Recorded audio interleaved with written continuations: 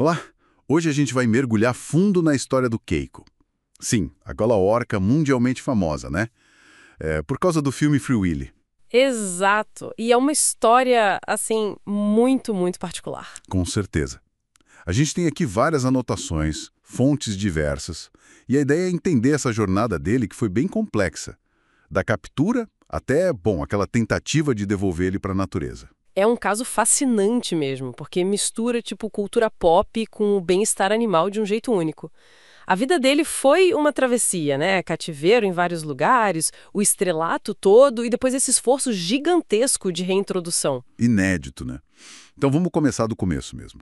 Ele foi capturado lá na Islândia, foi em novembro de 79, né? Isso, bem novinho, devia ter uns 2 anos de idade, mais ou menos. E ele nem sempre se chamou Keiko. Teve outros nomes antes. Sig, Kago. Mesmo, e depois foi para o Canadá, para o Marineland, isso em 82. E essa fase no Canadá, pelo que li, não foi nada fácil para ele. Não foi. Lá ele conviveu com outras orcas, mas parece que ele sofria a agressão das fêmeas mais velhas, sabe? Um ambiente bem estressante. E ele acabou sendo isolado. Isso. Acabou isolado, talvez essa dificuldade de socializar lá no começo já desse uma pista, né, dos desafios que viriam. Faz sentido. E essa situação levou à venda dele, certo? Para o México. Exatamente. Em 1985, ele foi vendido para o Reino Aventura, lá na Cidade do México. Foi aí que ele recebeu o nome Keiko. Que, olha, a ironia significa sortudo em japonês. Pois é. E lá, assim, embora ele fosse a única orca, os relatos dizem que ele até se dava bem com os golfinhos, com os treinadores. Mas as condições do parque eram muito inadequadas, né? Definitivamente.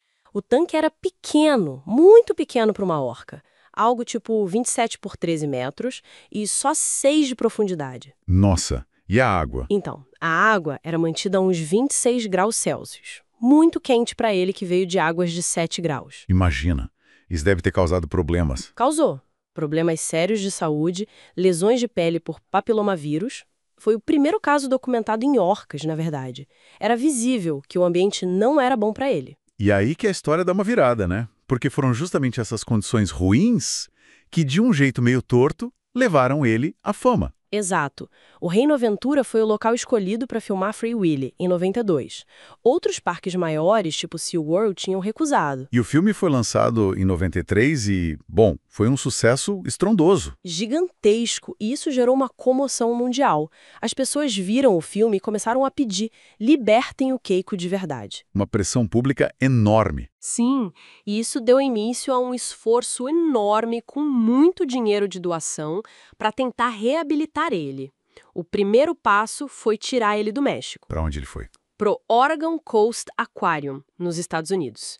Chegou lá em janeiro de 96. Ah, então finalmente um lugar mais adequado. Sim, um tanque bem maior, com água fria, salgada, tudo para tentar recuperar a saúde dele e começar a prepará-lo para uma possível vida selvagem, algo nunca tentado antes com uma orca tanto tempo em cativeiro. Uma aposta alta. E depois do Oregon? Depois de melhorar bastante, o plano ficou ainda mais ambicioso. Levaram ele de volta para a Islândia, em setembro de 98. De volta para casa, de certa forma. É um retorno simbólico. Lá ele ficou num cercado marinho, um sea pen, e o treinamento era intenso. Aprender a caçar peixe vivo, seguir barco em mar aberto, tudo monitorado via satélite.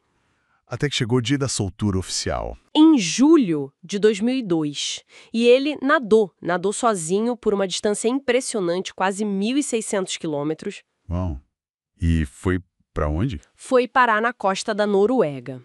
Só que lá aconteceu o inesperado. Ele não se juntou a outras orcas? Não de imediato. Ele começou a procurar ativamente contato com humanos. As pessoas nadavam com ele, alimentavam ele na boca. Nossa, que complicado. Muito. A coisa ficou tão intensa que o governo norueguês teve que intervir, pedir para as pessoas e barcos se afastarem. Mas ele chegou a interagir com orcas selvagens em algum momento? Olha, ele foi observado socializando ocasionalmente, sim, mas nunca se integrou de verdade a um grupo familiar, um pod. Ele continuava meio à parte. E a saúde dele? Se manteve? Oscilava, teve altos e baixos de peso, e ele chegou a se machucar com blocos de gelo. o que indicava que ele não tinha alguns instintos básicos de sobrevivência em águas muito frias, como usar buracos para respirar no gelo. Que triste ver essa dificuldade de adaptação, né? Muito. E, infelizmente, a jornada dele teve um fim abrupto. Em dezembro de 2003, ele ficou doente muito rápido.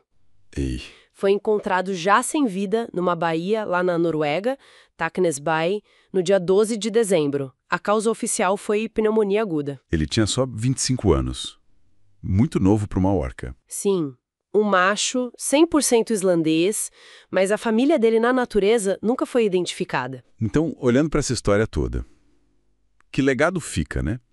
Captura, parques, fama mundial, esse projeto ambicioso de soltura e um final assim. Acho que a história do Keiko ensina muito sobre as dificuldades imensas, talvez até a impossibilidade, de tentar reintroduzir um animal que viveu tanto tempo em cativeiro, tão dependente do ser humano. Levanta questões éticas muito sérias, né? Tanto sobre manter esses animais em parques, quanto sobre a responsabilidade que a gente tem ao tentar libertá-los. Exatamente. Fica essa reflexão, né? A experiência dele, com momentos de aparente adaptação, mas também com tantas dificuldades e essa busca constante por humanos até o fim. O que isso realmente diz sobre os limites da nossa capacidade de fato, devolver à natureza um animal que a gente moldou tão profundamente.